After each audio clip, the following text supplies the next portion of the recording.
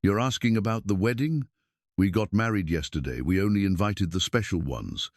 That was the line my new daughter-in-law, Kayla, threw at me with a smile that carried no warmth. For a second, I couldn't even breathe. My son, Evan, stood right beside her, his eyes locked on the floor, his hands buried deep in his pockets, as if he could hide from the shame that should have been mine to feel. I stared at the pink bridal gown still hanging in my closet, the one I had bought with my own hands, my own savings. A shoebox with the wedding shoes sat unopened by the beige sofa, and inside my wallet, a $1,000 gift envelope, waiting for a celebration I was never meant to see. My chest tightened as I realized I had paid for months of their rent, their groceries, even the rings on their fingers, and yet I wasn't special enough to be part of their vows. I gripped my phone until my knuckles whitened and whispered under my breath, "If they only invite the special ones, then I'll become special in my own way." That afternoon, after Kayla's words had sunk deep into me like a blade, I sat alone at the oak dining table in my living room. The sunlight filtering through the curtains painted soft shadows across the wood, and for a moment I just stared at the grain of the table as if it could give me answers.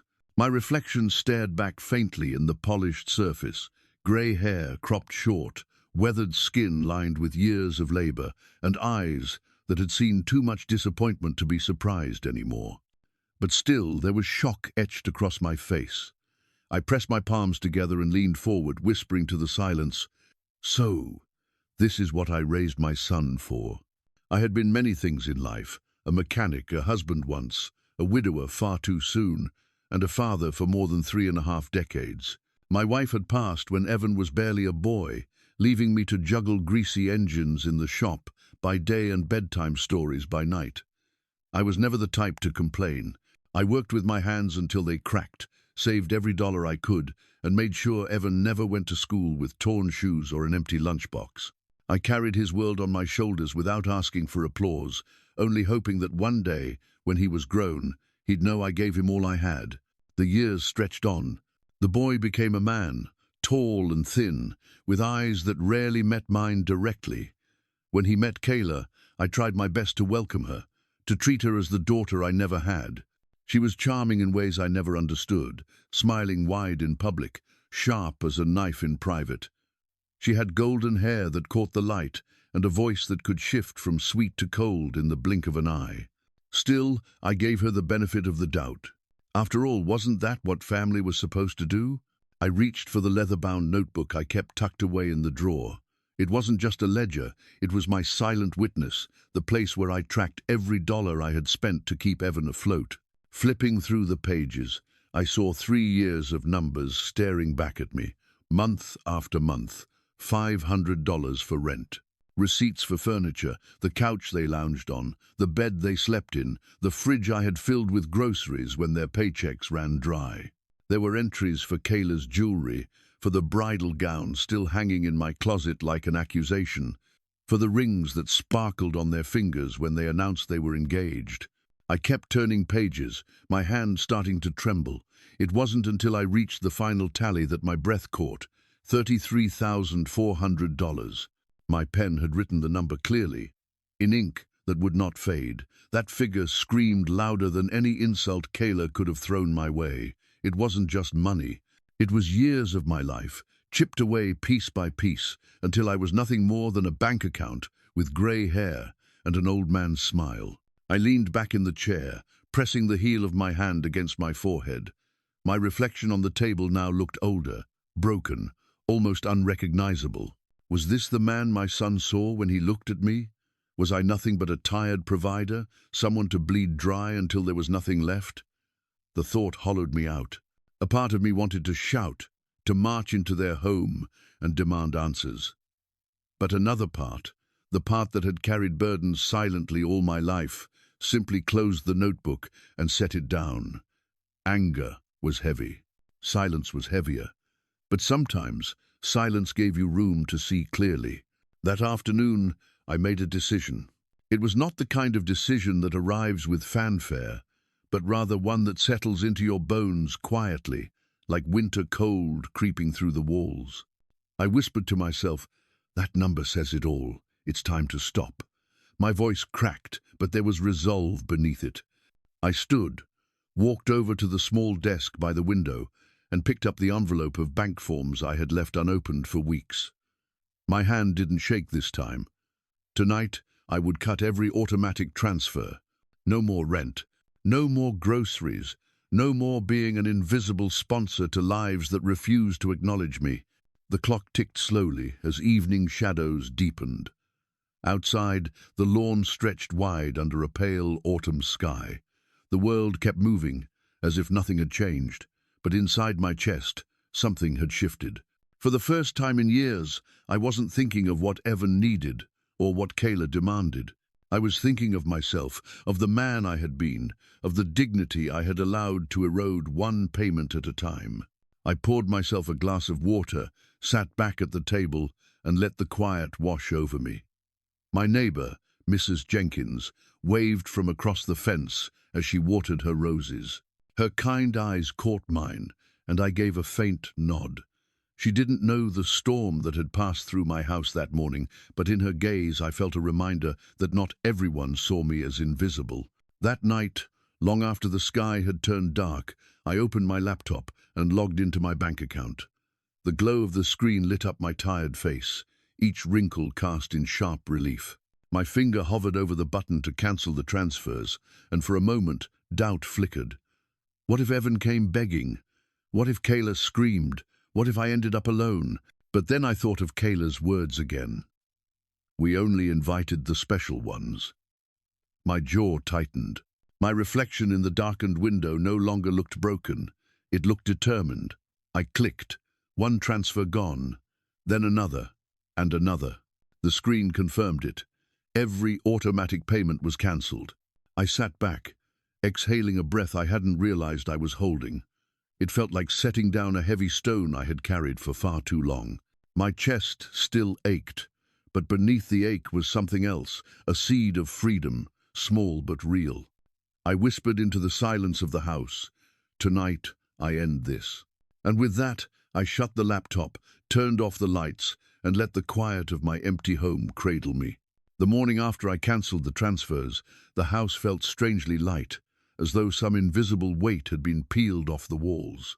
For years I had lived with a kind of background hum, the constant drain of my bank account, the buzzing of my phone with requests, the guilt that gnawed every time I thought about saying no. But that morning, I opened my eyes to a silence that was almost foreign. The light from the window stretched across the floor, pale and cool, announcing that autumn had arrived for good. I shuffled into the kitchen, brewed a cup of coffee, and sat down at the table. My reflection stared back at me from the surface of the dark liquid. Grey hair sticking up in tufts, wrinkles deepened overnight, eyes tired but steadier than yesterday. I held the mug between my hands and listened to the tick of the wall clock, to the creak of the house, to the stillness that hadn't visited me in years. Then my phone buzzed. At first, I ignored it, but it didn't stop. The screen flashed Evan's name, then Kayla's, then Evan again. The vibrations rolled across the counter like a trapped insect. I didn't pick up. I already knew what the messages would say. They weren't checking in to see if I was healthy. They weren't inviting me over for dinner. They wanted to know why the money hadn't arrived. I finished my coffee slowly, as if delaying the inevitable confrontation. Finally, I walked over, unlocked the phone, and scanned the notifications. "Dad, the transfer didn't come through. Did you forget?" "Hey, bills are due. Can you send it today?" "Dad, we're waiting." And then Kayla's tone. "This isn't funny. We have obligations. You need to fix this." The words were blunt, urgent, stripped of any tenderness. Reading them, I felt something inside me settle, like dust finally sinking after being stirred too long. I locked the phone again and slipped it back onto the counter. For the first time in years, I let their calls ring unanswered. By mid-morning, I put on a clean shirt, gathered my folder of statements, and drove to the local bank. The branch was small, but it had a neatness that always reassured me. Polished counters, white lights, faint lemon polish in the air. Mr. Blake, the manager, had known me for decades. He remembered the grease-stained mechanic who came in every Friday to deposit his modest pay. When he saw me, he gave a nod that held something more than courtesy, perhaps respect, perhaps recognition of a man finally taking control. "I want to stop everything," I told him, sliding the folder across his desk. "Every automatic transfer, every recurring payment. From now on, my money stays with me." He adjusted his glasses, studied the papers, and gave a slight frown. "Are you sure, Hector? You've been doing this for a while." I met his eyes. "That's exactly why I'm sure." "Me?" He nodded and handed me a fountain pen. I signed the forms one by one. Each stroke of ink felt final, like closing a chapter that had dragged on too long. My hand trembled, not with doubt, but with the release of years of restraint. As I slid the folder back, my phone buzzed again, rattling against the wood of the desk. Mr. Blake raised an eyebrow. "Do you need to take that call?" "No," I said, forcing calm into my tone. "If it's important, they'll leave a message." He didn't press further. Instead, he gathered the documents neatly and tucked them into a file labeled with my name. "You've done the right thing. Sometimes protecting your money is the same as protecting your peace of mind." I left the bank feeling both lighter and heavier. Lighter because the decision was done, heavier because I knew the storm it would stir. Outside, the wind carried the smell of wet leaves and the promise of rain. I stood in the parking lot for a moment, pulling my jacket tight, and finally looked at my phone. The messages had multiplied. "Dad, answer your phone. This isn't like you. Send the money, please." Then another from Kayla, sharper, colder. "We can't survive without your help. Stop being selfish." Selfish. The word stung, though I had expected it. I stared at the screen until the letters blurred, then powered the phone off completely. The silence that followed was startling, like a machine shutting down after years of constant noise. On the drive home, the trees along the road were ablaze with red and gold, their leaves swirling down in slow spirals. They looked like fire caught mid-air, burning quietly before surrendering to the ground. I thought about how even the strongest branches eventually let go. When I pulled into my driveway, I noticed something unsettling. Faint scuff marks near the lock, as if someone had tried to force the door. My stomach tightened. They still had keys, old copies I had given them in better times. I pushed the door open cautiously. Inside, everything looked untouched. The beige sofa, the shoebox with the unworn wedding shoes, the closet door still closed on that pink gown. But the air felt different, heavy, disturbed, as though invisible hands had brushed against my things. I stood in the center of the living room, listening. Nothing but silence. Yet I knew this wasn't over. I set the folder on the table and sank into a chair. My hands rested flat against the wood, grounding me. Memories rushed back, Evan showing up unannounced, not to visit, but to ask for a loan. Kayla smiling sweetly when I bought her jewelry, her gratitude evaporating the moment the box was opened. Birthdays skipped, phone calls unanswered, unless money was involved. Every act of giving had been met not with love, but with expectation, and now that the faucet was closed, I braced for what would follow. I looked around the house, at the photos lining the shelves. Evan as a boy, missing his front teeth, holding a baseball bat too big for his hands. Evan in his cap and gown, my arms slung proudly over his shoulders. Those moments felt like they belonged to another life, one where I still believed love could be proven with sacrifice. The shadows deepened as evening crept in.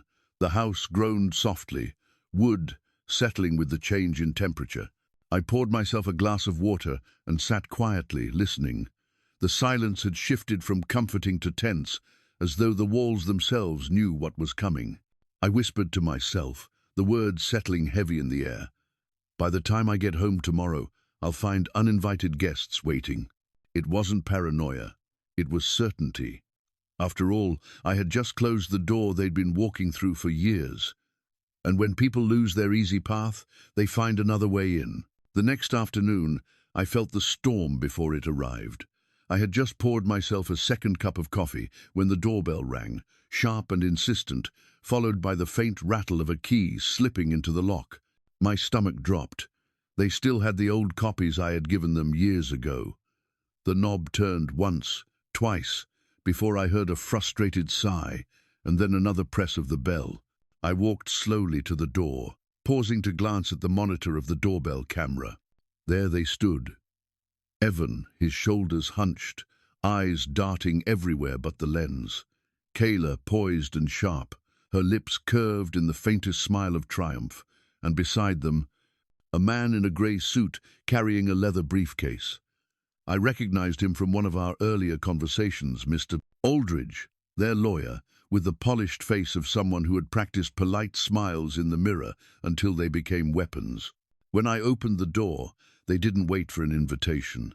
Kayla swept past me, with her heels clicking like a metronome, Evan trailing behind like a boy caught in the wrong classroom, and Aldridge entering last with the deliberate air of a man who believed paperwork gave him authority over flesh and blood. I shut the door with more force than intended. "You still think you can walk in here like it's your house?" I asked. My voice was calm, but I felt my jaw tighten. Kayla turned, her eyes scanning the living room, as if cataloguing the furniture she thought might soon belong to her. "Dad, we need to talk about your finances. You've been inconsistent." Evan shifted from one foot to the other, avoiding my gaze. Aldridge, meanwhile, set his briefcase on the oak dining table and clicked it open. The metallic snap echoed through the room. He pulled out a folder thick with papers and slid it across the table toward me. "Your children are worried," he began, in a tone that dripped with professional condescension. "They've noticed irregularities, confusion, impulsive spending, forgotten transfers. They simply want to protect you, Hector. These guardianship papers will allow them to manage your affairs until stability is restored." I stood still for a long moment, staring at the folder. The weight of the house pressed in on me, the beige sofa where I had napped on Sundays, the closet where the unworn pink gown hung like an accusation, the shoebox of bridal shoes waiting for feet that would never wear them. All these things I had bought, sacrifices I had made, now being twisted into evidence that I wasn't fit to handle my own life. "Guardianship," I repeated, my voice low. Kayla stepped closer, her perfume sharp in the air. "It's temporary, just until we can make sure you're safe. Bills will be handled, accounts protected. You won't have to worry." I looked at her face, perfectly composed, not a flicker of doubt. She was good at this, turning control into concern. I could almost admire the performance if it weren't aimed at me. "You mean you'll control my bank account?" I said flatly. Aldridge gave me the smile of a man who thought he'd already won. "It's not about control. It's about safety. Too many elders get exploited these days." A bitter laugh escaped me before I could stop it. "Exploited? I've been exploited for 3 years. $500 a month for rent, furniture, food, the gown, the rings. $33,000 in total, all given willingly. And now you tell me I'm not capable." For the first time, Evan spoke, his voice small. "Dad, it's not like that. We're just worried." His eyes flicked to Kayla, then back to the floor. He looked like a man torn between loyalty and fear, but not enough to choose me. Kayla's tone sharpened. "Hector, you've been forgetting things, missing payments, making rash decisions. If you won't sign, we'll have to petition the court. We can't sit back and let you decline." I reached for the folder, felt the weight of the papers in my hand, and then dropped them into the trash bin beside the table. The sound of crumpled legal pages hitting plastic was louder than a shout. "If you think you can strip me of my mind, you'll find I've got more of it left than you do." The silence afterward was thick enough to choke on. Kayla's lips thinned, Evan's face flushed, and Aldridge let out a long, rehearsed sigh. "Very well. If you won't cooperate, we'll move forward formally. The court will decide." Outside, a creak on the porch made me glance toward the window. There stood Mrs. Jenkins, my widowed neighbor, hose in hand, frozen mid-motion as she watered her roses. Her kind eyes were fixed on us, wide with concern. She had heard enough. I felt a strange surge of relief. Witnesses mattered. The truth had a way of clinging to kind souls. I straightened, my hands steady now. This conversation is over. Leave my house. They hesitated, expecting me to bend, to retreat, like I always had. I didn't.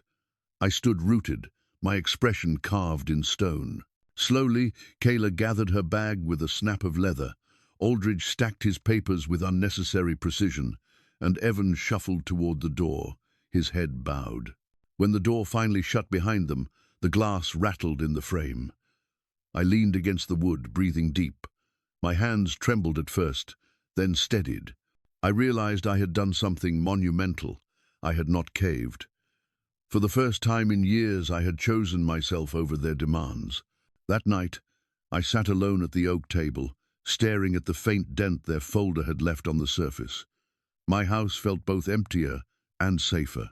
The clock ticked on, the refrigerator hummed, and I thought of the battle lines being drawn. They would not let this go. They had tasted too much of my sacrifice to release it easily, but I had something they didn't: resolve. I whispered into the silence, words meant only for myself. Tomorrow morning, I'll meet Mr. Carter, and the game will change. And the morning after their intrusion, I woke before dawn, staring at the ceiling as the first grey light filtered in through the curtains. Sleep had been shallow, haunted by flashes of Kayla's sharp tone, Aldridge's smug smile, and Evan's downcast eyes. Yet beneath the heaviness pressing against my chest, I felt something unfamiliar resolve. I had drawn a line, and for the first time in years, I hadn't let them step across it. I rose slowly, joints stiff, and moved through the house with deliberate care. Everything seemed louder. The creak of the stairs, the hum of the refrigerator, the rustle of leaves against the window. When I opened the closet to fetch a sweater, my eyes caught the pink bridal gown hanging there. The satin shimmered faintly in the dim light. I reached out, touched the fabric with my rough fingers, and felt a bitter sting. That gown had been a gift of love, but now it mocked me, hanging unworn, a monument to my exclusion. I closed the door firmly, as if shutting away not just the dress but the years of sacrifices no one wanted to remember. At the oak dining table, I set out a notepad, a stack of receipts, and my worn expense notebook. If they wanted a battle, I would not face it unarmed. I began writing everything: dates of transfers, amounts, notes on what each was for, rent, groceries, furniture, jewelry, the gown, the rings. Page after page, I traced the trail of my own generosity. My handwriting wavered at first, but soon it steadied, as though the act itself gave me back a piece of control. By the time I totaled the numbers, the ink had smudged beneath my hand, but the figure was clear: $33,400. A fortune, not in Wall Street terms, but in the currency of a retired mechanic who had lived frugally all his life. My chest tightened as I stared at the number. That sum represented 3 years of my life, chipped away one transfer at a time. I remembered each moment behind the ink: Evan calling, saying the rent was overdue, Kayla sighing about groceries being too expensive, the way they smiled when I handed over envelopes, only for their warmth to vanish once the cash was gone. Each memory was a needle, pricking me until my hands clenched into fists. By mid-morning, the doorbell rang. My heart lurched, expecting them again. But when I checked the camera, I saw only Mrs. Jenkins, my neighbor, holding a basket covered with a checkered cloth. I opened the door, relief flooding me. "Good morning, Hector," she said gently. "I brought muffins. Thought you could use a little company." I invited her in, and she set the basket on the table. For a moment, we simply stood there, the warmth of her presence filling the room that had felt so cold yesterday. Then she folded her hands. "I was out with my roses yesterday. I heard more than I should have. I didn't mean to intrude, but, well, I want you to know you're not alone. If they try to twist things, I'll speak up." Her words washed over me like sunlight breaking through clouds. A lump rose in my throat. "Dolores, you don't know what that means to me. Thank you." She gave a soft smile. "You've been a good neighbor for years. People forget, but I see it. You deserve better than this." A. After she left, I sat for a long time staring at the muffins. It wasn't about the food. It was about the reminder that not everyone saw me as a burden or a wallet. Some people still recognized me as a person worth standing up for. The rest of the afternoon, I worked like a man possessed. I copied documents, organized receipts into neat folders, labeled everything clearly. My dining table turned into a battlefield map, piles of evidence lined up like soldiers, ready to march into court if needed. The work steadied me. Each paper another brick in the wall I was building between myself and their grasping hands. Just as the sun dipped low, my phone buzzed with an unfamiliar number. Against my better judgment, I answered. Kayla's voice slid through the line, smooth as silk, sharp as a blade. "Hector," she said, her tone clipped. "You're making this harder than it needs to be. We're trying to protect you." I swallowed hard, gripping the phone. Protect me from what? My own bank account, my own choices. You're not thinking clearly. Everyone sees it. Even Evan agrees. If you'd just sign the papers, this could all go smoothly. We don't want to drag this into court, but you're forcing our hand. Her words struck like stones, but I forced myself to stay calm. The only thing I've been guilty of is giving too much. That ends now. There was a long silence. Then her voice cooled further. Then you leave us no choice. The court will decide. And when it does, don't say we didn't warn you. The line went dead before I could reply. I sat there, phone pressed to my ear, listening to the hollow dial tone. My heart pounded, fear rising like a tide. Court, guardianship, the thought of strangers labeling me incompetent made my stomach turn. For a moment, doubt crept in. What if the judge believed them? What if the years of sacrifice ended with me stripped of every right I had left? Then my eyes landed on the folders spread across the table, the neat rows of receipts, the notebook heavy with my careful records. On the counter sat the basket of muffins, a quiet reminder that truth had allies. I exhaled slowly. Evidence, witness, resolve. I wasn't as alone as they wanted me to feel. That evening, I locked every door, checked every window, and turned on the porch light. My house felt different now, not just a place I lived, but a fortress I intended to defend. I sat in the living room with the lamp casting a warm glow, notebook in hand, rehearsing what I would say to Mr. Carter. As the hours passed, I felt the fear shift into something else, determination. They thought I was too weak, too confused, too old to fight. They were wrong. When I finally lay down, staring at the ceiling once more, the words repeated in my mind like a vow etched in stone. Tomorrow morning, I'll meet Mr. Carter, and the game will change. The morning after the confrontation, I rose earlier than usual. The air outside my window was pale and cold, the kind of autumn light that makes every shadow look sharper. I stood in front of the mirror longer than I normally would, adjusting my shirt collar, pressing down stray hairs. Today wasn't about vanity, it was about armor. I needed to walk into Mr. Carter's office, not as a man defeated by his family, but as someone prepared to defend his own dignity. I tucked the thick folder of documents under my arm, bank statements, receipts, pages from my expense notebook, even printed text messages. Each sheet of paper felt heavier than its weight, as if years of silence and sacrifice had been compressed into ink. When I stepped outside, the chill wind bit against my cheeks, but it woke something inside me. Mr. Carter's office was in an old brick building downtown.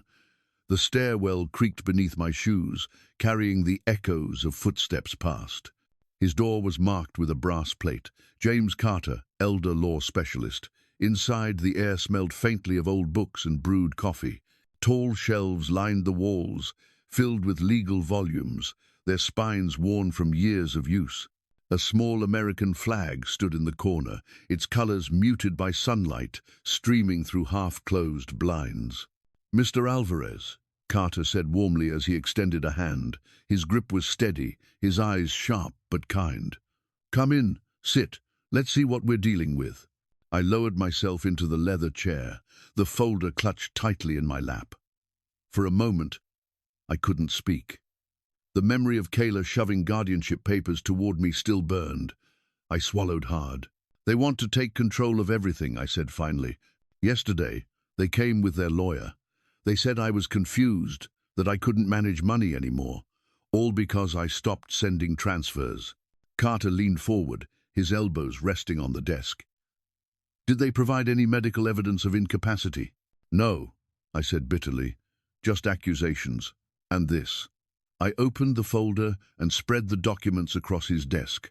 One by one, I laid out the bank statements, the notebook with its careful rows of figures, the printouts of messages from Evan and Kayla, each request for money as blunt and cold as the next. Carter scanned them, his brow furrowing. 3 years of payments, $33,400. That's not support, Hector. That's exploitation. He tapped one of the pages. Notice how the messages never ask about your health, your well-being, nothing personal. It's all financial. This is textbook elder financial abuse. The words hit me like both a wound and a balm. Abuse. The truth of it was hard to hear, but at least it named what I had been enduring. Carter continued, his tone firm but calm.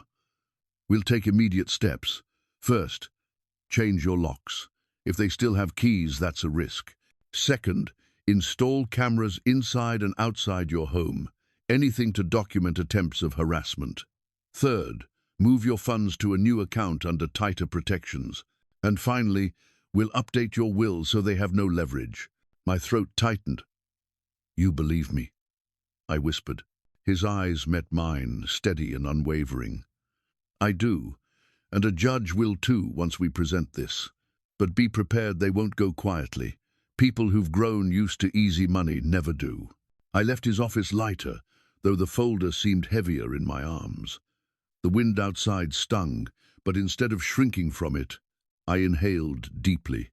For the first time in years, I felt the faint stirrings of control returning to me. On the way home, I stopped at a hardware store. The aisles smelled of sawdust and metal, hammers lined neatly, paint cans stacked high. A young clerk named Noah approached, his smile quick and genuine. Need some help, sir? Yes, I said, my voice firmer than I expected. I need locks, strong ones, and cameras, the kind that show everything.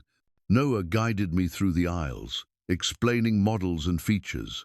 His voice carried no judgment, only the eagerness of someone who wanted to help. I chose heavy-duty locks and a set of cameras that connected directly to my phone. You installing them yourself? He asked. I'll try, I said with a shrug. Tell you what, he offered, I've got the afternoon free. I can swing by and help set them up, no charge. For a moment, I hesitated. Pride warred with relief, but then I nodded. I'd appreciate that. That afternoon, Noah came by. He worked quickly, removing the old locks, drilling in the new ones. The sound of the drill was oddly comforting, like the sound of walls being reinforced. He installed cameras at the front porch, back door, and living room.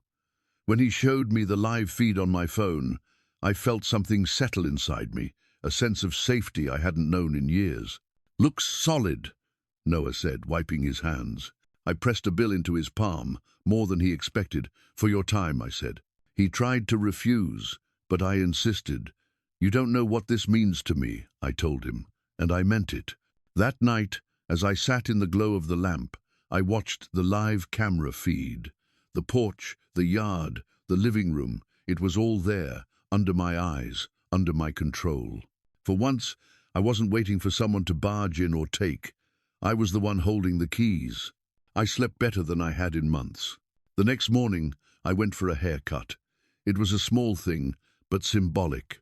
I wanted to shed the heaviness of the past weeks. The barber's shop smelled of talc and shaving cream, the buzz of clippers filling the air. As the scissors snipped, I watched my reflection shift slightly. My hair shorter, my face sharper. Not young again, but not defeated either.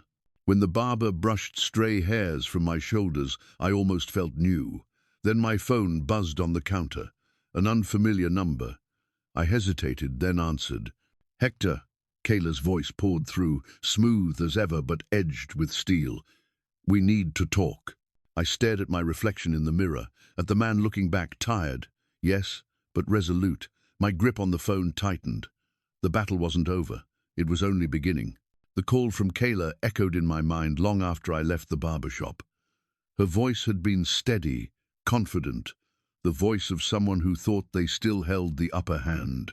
But as I drove home, the trimmed hair itching against my neck, I realized something. I wasn't afraid anymore. Tired, yes. Wounded, certainly. But fear had lost its grip. That weekend, the first strike came. A knock on my door just after breakfast revealed a woman with a clipboard and an official badge hanging around her neck. She introduced herself as Miss Patel, a social worker from Adult Protective Services. "Mr. Alvarez," she said in a rehearsed but not unkind voice, "we've received a report that you may be struggling to care for yourself. I need to conduct a welfare check." The words struck like ice. I knew instantly where the report had come from. Kayla's voice replayed in my head. "We're trying to protect you." Protect, in her language, meant discredit. I stepped aside, allowing Miss Patel into the living room. "Please have a seat. I'll answer whatever you need."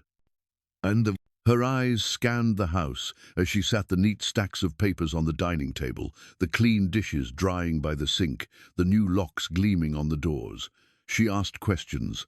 Did I remember the date, the president's name, the amount of money I spent on groceries last week? I answered each calmly, my voice steady. Finally, I opened my folder of documents and slid it toward her. "I know why you're here. My son and his wife want control of my finances. They've been draining me for years. This," I tapped the folder, "is proof." She examined a few pages, her expression unreadable. "Thank you, Mr. Alvarez. I'll file my report. From what I see here, you're managing fine. But be aware, these kinds of petitions can escalate. Stay in contact with your attorney." When she left, relief filled me, but so did anger. They were willing to claim I was paranoid, incompetent, unfit. My own son had signed off on this. The following week, a thick envelope arrived in the mail.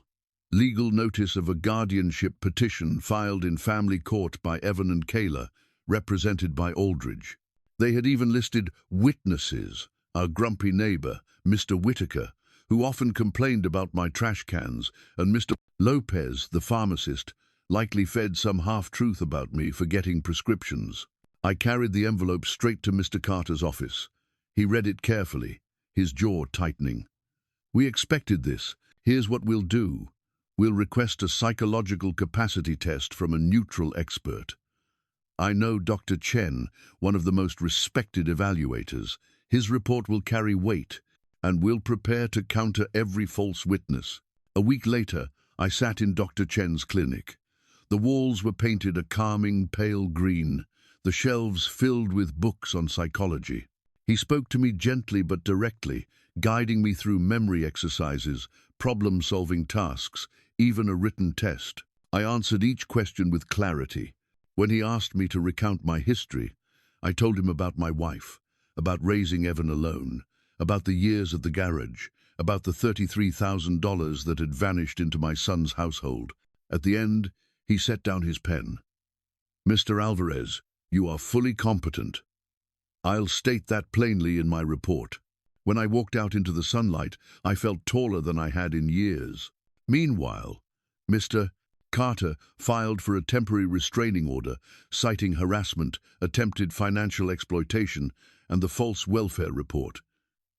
He gathered statements from Mrs. Jenkins, who confirmed what she had overheard, and even coaxed the pharmacist, Mr. Lopez, into admitting he had been misled by Kayla. The court date loomed like a storm cloud. Each day leading up to it, I felt the tension rise. Evan and Kayla stopped calling directly, but their presence lingered. My cameras caught them once, lingering outside the house late at night, their figures blurred but unmistakable. I saved the footage, my hand steady as I forwarded it to Carter. The morning of the hearing, I dressed in my best suit, the same one I had worn to Evan's high school graduation decades earlier. It fit more tightly now, but it carried memories of pride, of a time when I believed my sacrifices would mean something. As I looked in the mirror, I whispered, "You're not broken. Not today." The courtroom was solemn, wood-paneled, the air heavy with silence.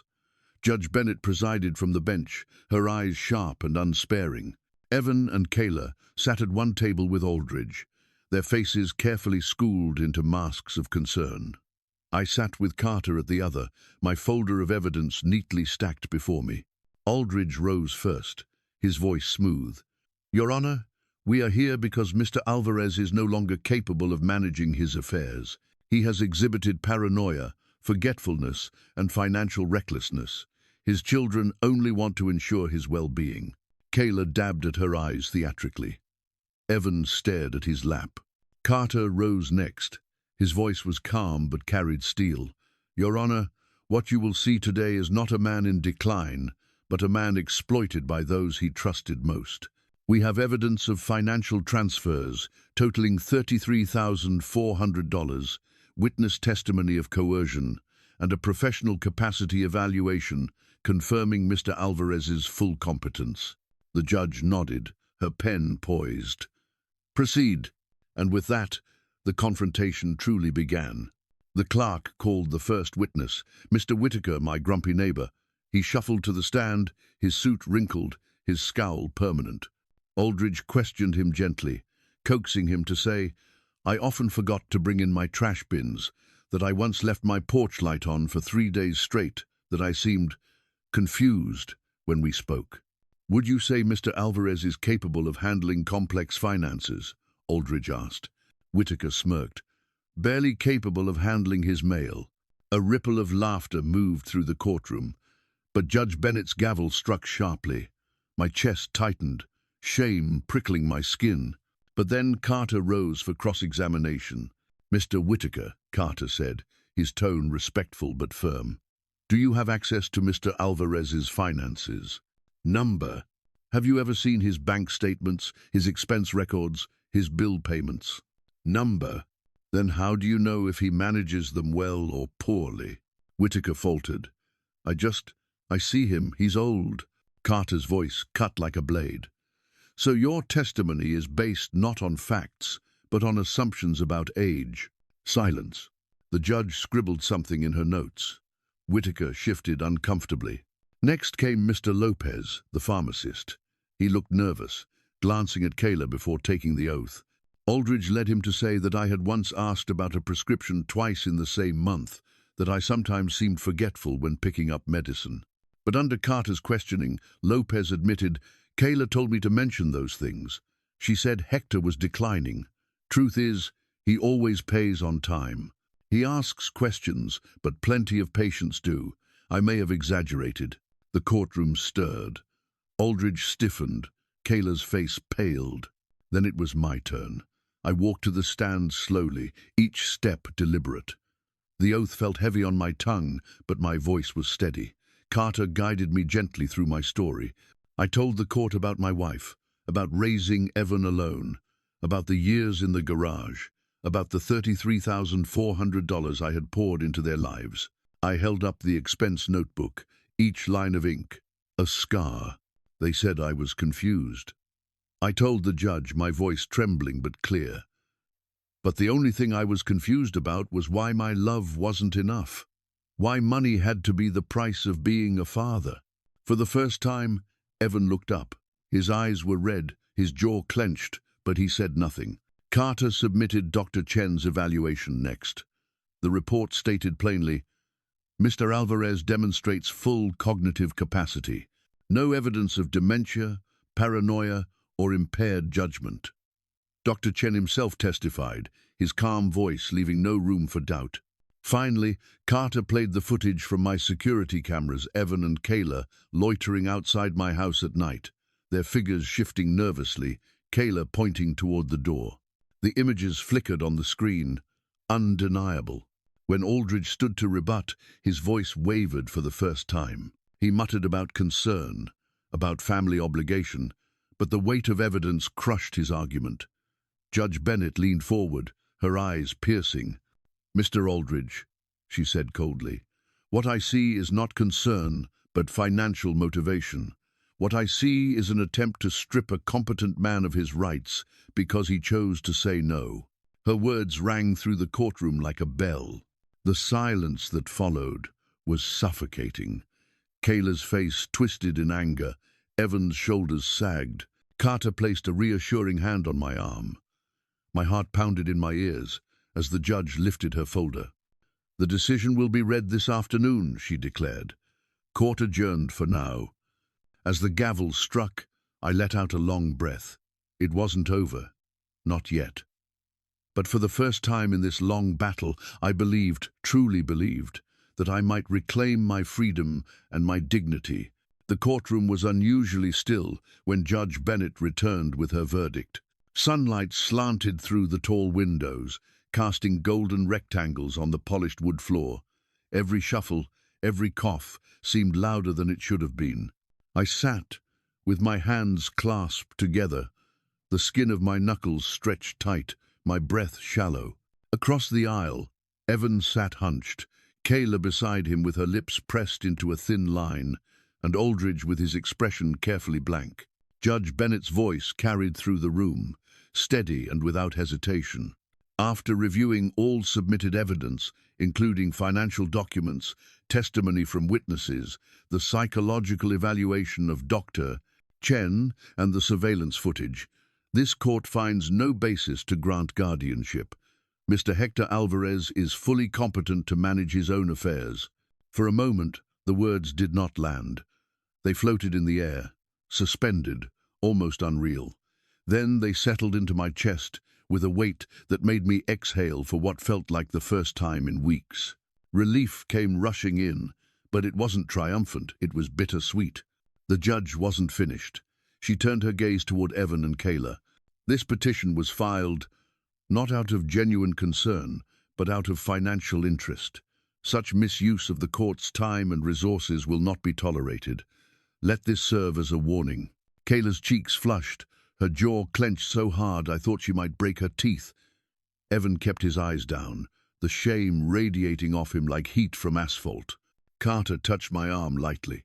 His nod said what words couldn't. "You did it. It's over." When I stepped outside, the autumn air felt new. The sky stretched blue and endless overhead, and for the first time in years, I tilted my face into the sunlight without fear of what was coming next. The days that followed were strangely quiet. No more buzzing phone, no more knocks on the door, no more intrusions with old keys. I changed the locks again, filed the final restraining orders, and for the first time, my house felt like mine. But with the safety came silence, and with the silence came loneliness. I filled the space with music. Old piano pieces my wife had loved, crackling voices from radio stations I hadn't tuned into in decades. Sometimes I'd catch myself humming along, my voice rough but steady. The house, once filled with demands and accusations, now carried only echoes of melodies and the ticking of the clock. Still, every corner held memories. The beige sofa where Evan used to sprawl as a teenager, complaining about homework. The kitchen table where my wife once laughed at my terrible jokes. The closet where the pink bridal gown still hung, an unworn ghost haunting me. One evening, I stood in front of that gown, staring at the satin folds. It symbolized so much my willingness to give, their willingness to take, and the chasm that now yawned between us. With steady hands, I packed it into a box, along with the shoebox of unworn wedding shoes. A week later, I sold them online. When the buyer came, I didn't explain the history. I simply handed over the box and closed the door. The money went to a charity, supporting elder protection. If my pain could spare someone else, it was worth it. 3 months later, I sold the house. It was one of the hardest decisions I had ever made. The house carried the imprint of my life. My wife's laughter lingering in the walls, Evan's childhood scrawls still faintly visible in the basement. But it was also a house heavy with betrayal, filled with the sound of Kayla's cold words and Aldridge's smooth threats. I walked through each room one last time, touching the walls as though saying goodbye to old friends. When I closed the door for the final time, I didn't look back. I moved into a smaller apartment downtown, with a narrow balcony overlooking the city skyline. It was simple, 2 bedrooms, a modest kitchen, light streaming in through wide windows. No ghosts, no weight, just a place to start again. At first, the emptiness of the space unnerved me, but slowly I began to fill it, not with furniture, but with life. I hung a few photos of my wife and Evan as a boy, not as reminders of loss, but as anchors to the love that once existed. I set up a small corner with brushes and paints. Painting had been my wife's dream, something she never fully pursued. I decided to pick up where she had left off. My first attempts were clumsy, streaks of color bleeding where they shouldn't. But I kept at it. The act of pulling brush across canvas soothed me. With each painting, I felt closer to her, as though my strokes were conversations we never finished. I traveled too. Nothing extravagant, but enough to feel the world again. A bus ride to the coast where waves crashed against the shore, the salt air tangling in my hair. A weekend in the mountains where silence stretched wide and stars burned brighter than city lights. Day trips to small towns I had passed 1,000 times but never stopped to explore. Each journey reminded me that life still held newness, even for a man in his 70s. And I found purpose in volunteering. At a local shelter, I fixed broken appliances, mended chairs, and taught younger men how to handle tools. Some of them reminded me of Evan, uncertain, searching, needing guidance. But unlike Evan, they listened. They looked me in the eye. They said thank you. Their respect didn't erase the ache in my chest, but it stitched something back together piece by piece. One night, I stood on my balcony. The city spread beneath me like a living map. The stars winked faintly through the haze, distant but constant. I thought of Evan where he was, how he lived now. From neighbors, I'd heard whispers. He and Kayla had moved into a smaller apartment, both working long hours to keep up with bills. The easy money was gone, and with it, perhaps, some of their arrogance. Did I feel justice? Maybe a little. Satisfaction? Only a flicker. Mostly I felt sadness. A father should be proud of his son, not relieved to be rid of him. If I had said no earlier, I whispered into the night. How different would life have been? The stars gave no answer, but the question itself was enough. Over time I changed. The lines of bitterness around my mouth softened. My laughter returned, rusty at first, then freer. I discovered that solitude wasn't emptiness, it was space to breathe, to rebuild, to find out who I was when I wasn't just someone's provider.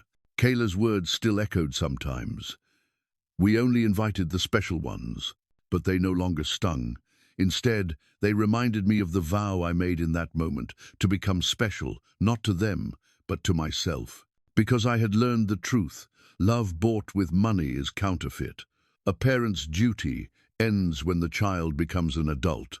Helping freely is kindness, being forced is abuse. And loving myself wasn't selfish, it was the only way to love anyone right. Standing on that balcony, watching the city lights flicker like stars brought down to earth, I whispered one last thing to the night. I am Hector, a father, yes, but more than that, a man who finally chose himself. Looking back now, I understand something I never allowed myself to admit before. Love cannot be bought. The more you try to purchase it with sacrifice, the less it is worth.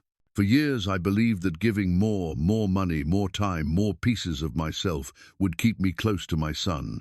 Instead, it only taught him to see me as a resource, not as a father. The hardest part of this journey was realizing that a parent's duty does not last forever. We raise our children, we give them what they need to become adults. But once they cross that threshold, what we offer is no longer an obligation, it is a choice, an act of kindness. And kindness, when demanded, turns to abuse.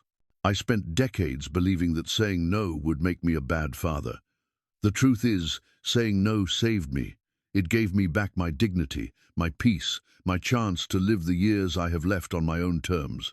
Loving yourself is not selfish. It is the only way to ensure that the love you give others is real, and not the currency of fear or guilt. If you are listening to my story and feel that same heaviness in your chest, the weight of being used, the silence that follows only when the money stops, please hear me.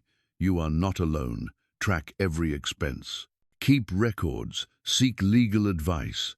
Protect yourself before the line is crossed too far.